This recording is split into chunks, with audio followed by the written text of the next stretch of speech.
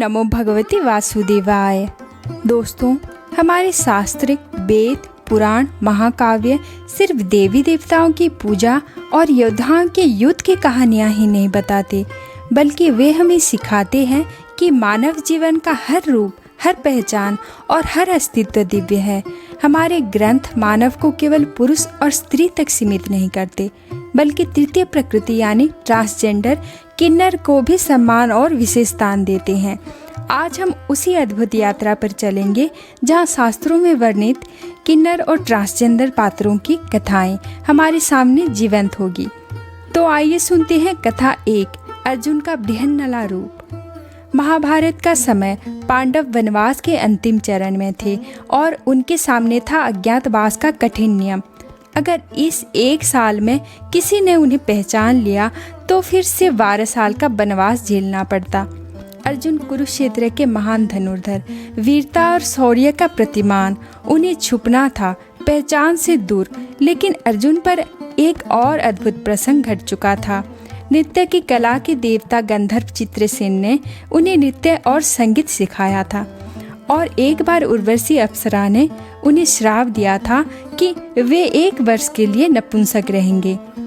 अर्जुन ने इस श्राप को अपने अज्ञातवास में वरदान में बदल लिया। मत्स्य देश की राजधानी में वे बने बृहन्नला, एक नपुंसक जो नृत्य और संगीत सिखाता था।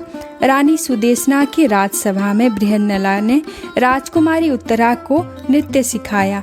लंबे केस, स्त्री वेश, कोमल वाणी, कोई सोच भी नहीं सकता था कि यह वही अर्जुन है जो इंद्रपुत्र और वीरता के प्रतीक है। लेकिन जब कौरव सेना ने मत्स्य देश पर आक्रमण किया, तब बृहन्नला ने रथ संभाला। राजकुमार उत्तर को साथ लेकर अर्जुन ने असली रूप धारण किया। गांडीव धनुष की टंकार, वाणों की वर्षा और पलक झपकते ही दुश्मन सेना पीछे हट गई। ये प्रसंग बताता है कि लिंग पहचान किसी की वीरता और क्षमता को कम नहीं कर सकती। तो आइए अब सुनते हैं रामायण में किन्नरों का प्रतीक्षा। अयोध्या से वनवास के लिए निकलते समय श्री राम के 7 अयोध्यावासी चल पड़े। पुरुष, स्त्रियां, बुजुर्ग, बच्चे सब राम के प्रेम में डूब चुके थे। नदी के किनारे राम ने सभी को संबोधित किया, हे पुरुषों और स्त्रियों, अब आप लौट जाओ।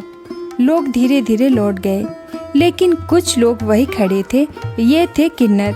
वे सोच में पड़ गए। राम ने तो पुरुष और स्त्री को लौटने को कहा, लेकिन अब तो न पुरुष है न स्त्री, तो क्या करे।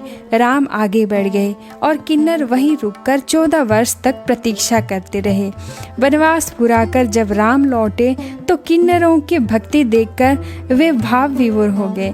उन्होंने आशीर्वाद दिया, आज से तुम्हारा आशीर्वाद हर शुभ अवसर पर सफल और मंगलकारी होगा।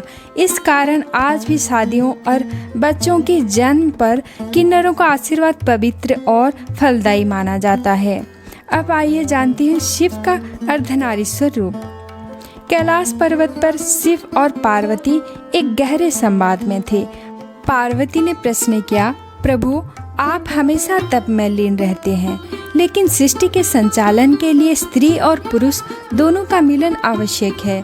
क्या आप मेरे साथ एकाकार हो सकते हैं? शिव मुस्कुराए और अपनी योग माया से अपने आधे शरीर को पार्वती को समर्पित कर दिया। उनका दाहिना भाग रहा शिव का पुरुष रूप और बाएं भाग रहा पार्वती का स्त्री रूप। ये अद्वितीय रूप था अर्धनारीश्वर। इस रूप में शिव ने सिखाया कि सृष्टि में कोई भी एक ऊर्जा अधूरी है। पुरुष और स्त्री दोनों शक्तियाँ मिलकर ही पूर्णता ला सकती है। और यह भी कि ईश्वर लिंग से बंधे नहीं, वे सभी रूपों के स्वामी हैं और हर पहचान में उनका वास है। इन 3 कथाओं से हमें एक ही बात स्पष्ट होती है कि हमारे शास्त्र लिंग पहचान को सीमा नहीं मानते, बल्कि हर रूप में भक्ति, साहस और शक्ति को महत्व देते हैं। चाहे वह अर्जुन का बृहन्नला रूप हो, राम के लिए किन्नरों की 14 वर्षों की प्रतीक्षा, या शिव का अर्धनारीश्वर रूप।